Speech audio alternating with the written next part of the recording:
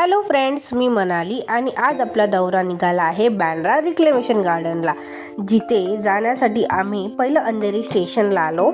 तिथून बँड्रासाठी तिकीट काढल्या आणि आम्ही थेट पोचलो बँड्राला. तिथून आपल्याला बस किंवा ऑटो पकडून गार्डनपर्यंत पोचायचं आहे. गार्डनमध्ये जाण्यासाठी तुम्हाला कुठलेच चार्जेस पे करायचे नाही आहेत, ते सगळं फ्री आहे. आम्ही तर गेल्या व्हिडिओज आणि फोटो काढायला सुरुवात केली होती. गर्दी तर विचारूच नका, तुम्हाला पुढच्या व्हिडिओमध्ये दिसूनच येईल. तिथल्या सेल्फी पॉईंट्सवरती तर फोटो काढण्यासाठी लोकांची गर्दी प्रचंड प्रमाणात होती.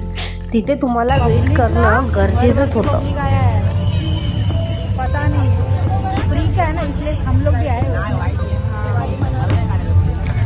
पूर्ण गार्डनमध्ये वेगवेगळ्या प्रकारच्या क्रिसमस ट्री प्रकारच्या त्यांनी सेल्फी पॉईंट्स बनवले होते.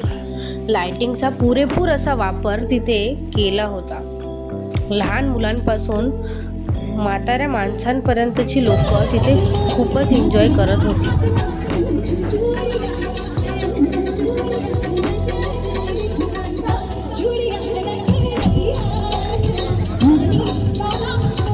त्याच्यामध्येच मला भेटला हा गोंडस बाळ, जो माझा मोबाईल बघून पोसेस देत होता.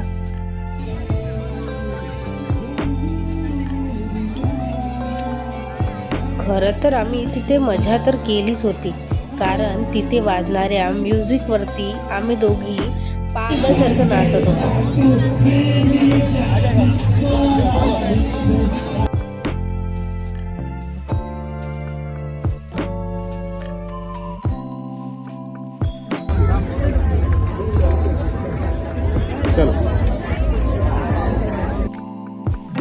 खूप फिरून झाल्यानंतर आम्ही छोटासा खाण्याचा ब्रेक घेतला, कारण तिथे फूड काउंटर सुद्धा अवेलेबल होते. त्याच्यानंतर आम्ही परत गार्डन एक्सप्लोअर करायला चालू केला.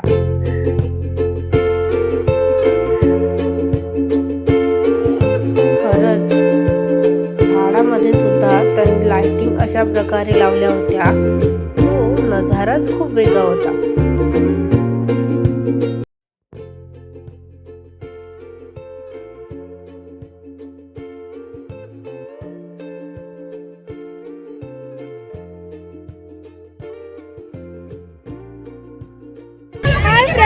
ये हमारा गार्डन है, ये हमारा डियर है.